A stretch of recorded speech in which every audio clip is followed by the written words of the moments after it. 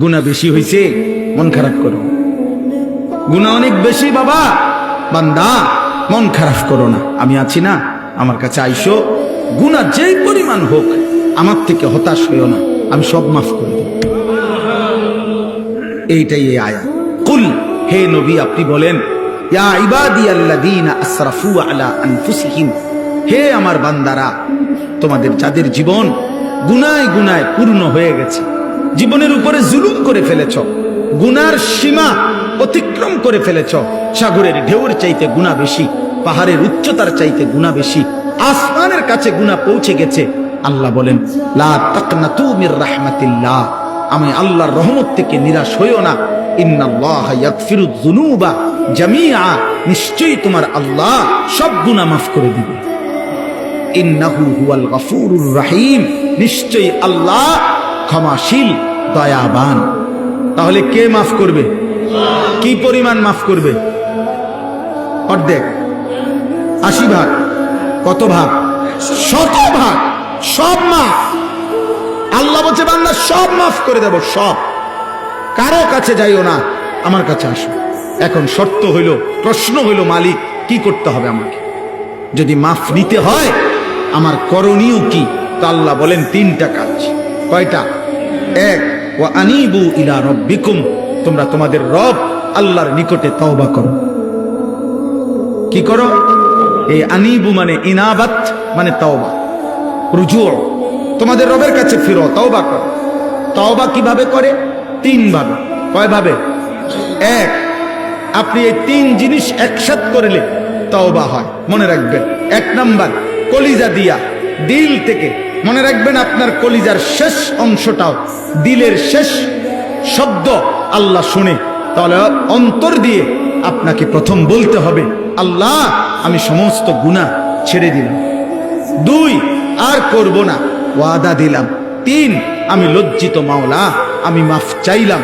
আল্লাহ বলে যদি 100 দিল থেকে বাস্তবিক অর্থে গুনাহ ছেড়ে দিয়ে আর করবা না, ওয়াদা দিয়ে মাফ চাইতে পারো, আমি আল্লাহ ওয়াদা দিলাম সব মাফ করে দিলাম।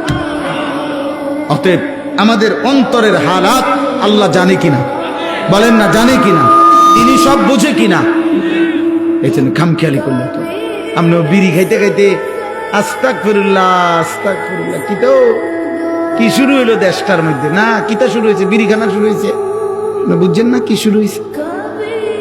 চা দোকানের টেলিভিশনের দিকে তাকায় তাকায় কয় আস্তাগফিরুল্লাহ, দেশটার মধ্যে কি ফিডাফিডি চলছে, এটা নিয়ে আস্তাগফিরুল্লাহ। এই বেড়ি দেখে দেখে নিয়ে আস্তাগফিরুল্লাহ। এক বুজুর্গ, ওনার সঙ্গী একজন বেপর্দা নারীর দিকে তাকাইয়া বলছে, হযরত দেখেন দেখেন এই মহিলা কি বেপর্দা, আস্তাগফিরুল্লাহ আস্তাগফিরুল্লাহ। ওই আল্লাহওয়ালা ওই লোককে বলছে, ভাই তেরি আস্তাগফিরুল্লাহ পর আস্তাগফিরুল্লাহ, তোমার আস্তাগফিরুল্লাহর উপরে আস্তাগফিরুল্লাহ, এ কেসা আস্তাগফিরুল্লাহ, এটা কি ধরনের আস্তাগফিরুল্লাহ? বেডির দিকে ছাইয়া রইছো আবার কও আস্তাগফিরুল্লাহ। আরে ভাই পেলে তো নজর হটাও, ফের আস্তাগফিরুল্লাহ পড়ো। আগে তো চোখ সরাও, আগে তো মহিলার থেকে নজর সরাও, এরপরে না কইবা আস্তাগফিরুল্লাহ। ছাইয়া ছাইয়া আগ করে রইছো, কয় আস্তাগফিরুল্লাহ। এই জন্য আপনার পকেটে সুদের টাকা, আপনি দোকানে মাত্র তুইয়া আইছেন সুদের টাকা, এবার ইমাম সাহেবের লগে ডোলে আস্তাগফিরুল্লাহ রাব্বি, ডোলেন কিতেন, কার লগে মস্কারি করেন? হ্যাঁ, কার লগে কনিডি? ইমাম সাহেবের। হ্যাঁ, ইমাম সাহেব মাফ করে নাকি? গুনাহ মাফ করে ইমাম সাহেব?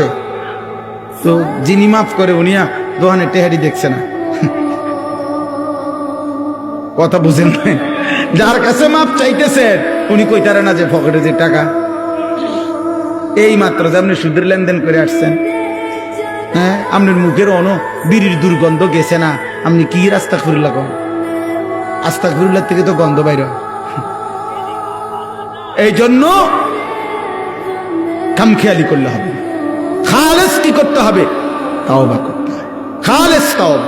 গুনাহ ছেড়ে দিলাম আর করব না, ওয়াদা দিলাম, আমি মাওলা লজ্জিত, মাফ চাইলাম, খোদার কসম আল্লাহ বলবে বান্দা আমি মাফ করে দিলাম।